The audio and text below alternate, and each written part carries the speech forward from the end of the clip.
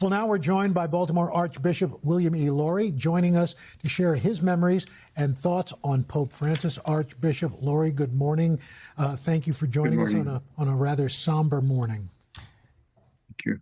Archbishop, oh, go ahead, sir. I'm sorry, Father. Yeah, thank you for having me. I'm certainly here just to speak not only on behalf of the good people of Baltimore, but also in my capacity as the vice president of the Conference of Bishops. Archbishop, when you think about Pope Francis personally, what's top of mind?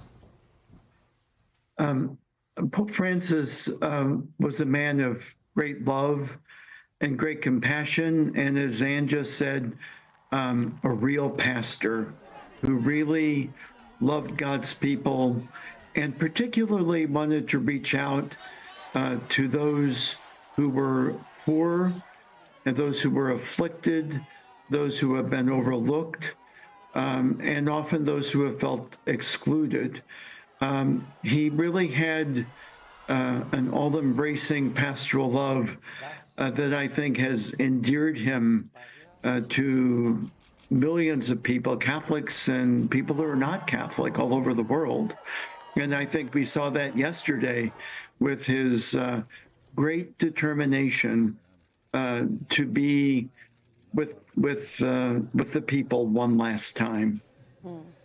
And as Anne mentioned, and we know, Pope Francis was a progressive pope. So how do you think the conclave will go? What do you think will be the outcome, if you could guess?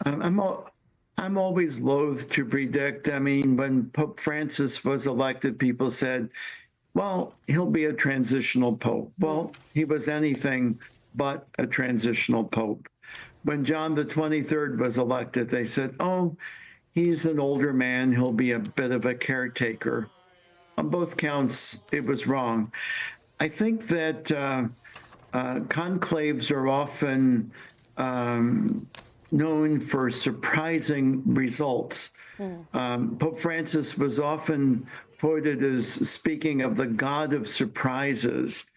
And so I would not be surprised if the Holy Spirit surprises all of us with a choice that has not been predicted.